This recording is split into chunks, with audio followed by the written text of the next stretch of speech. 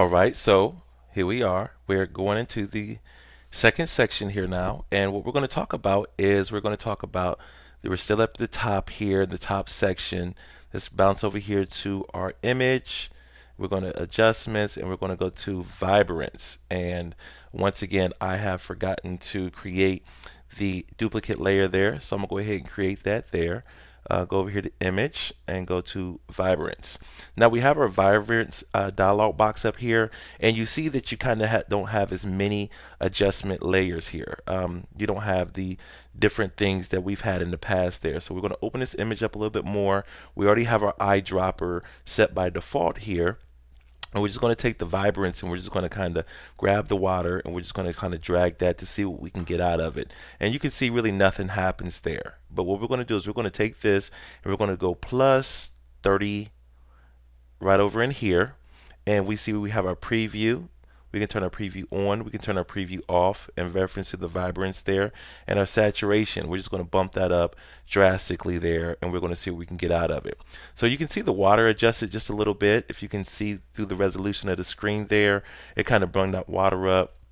I kind of like what it's doing to the water, so I'm going to bump that up a little bit more, kind of get really drastic with it right there. We can turn our preview on, turn our preview off, and you can see the trees here have more of a vibrance to them. The water has more of a vibrance. This vibrance adjustment, we're going to bring this down and see what drastically we can get out of that. You can see it kind of darkens the image a little bit more, and we're going to take our saturation, we're going to bump that all the way up to 100, and you can see what happens there.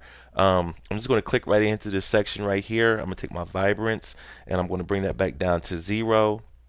And you can see with the saturation bumped all the way up there, you can see what type of adjustment that we're getting there. It just kind of makes that water a little bit more vibrant, just as it says there. We're going to go ahead and click OK. We're going to turn this adjustment layer off, turn it back on, and you can see the difference there. It really brings out that beautiful water right there in reference to the Bahamas. And if anybody's wondering, I'm using these images. These are photos I took on our family trip to the Bahamas, is what I'm practicing on, as you can see here. And it just kind of brings the picture more to life there, which I really enjoy. On any of these adjustment layers here, one thing I do want to show you really quickly is what we're going to do is we're going to come over here into our quick selection tool. And what we're going to do is we're going to kind of bump up our brush really fast since we have some time availability. And you know, this tool right here works off of Photoshop seeing an edge. So I'm going to kind of grab these trees right here, and what I'm going to do is I'm going to create another layer, and as you can see here, we only have the trees and it's just a rough cut there. Okay, but we're going to work on this layer right here. We have it selected. We're going to go back over here to our default, our move tool, and we're only working with this layer adjustment right here.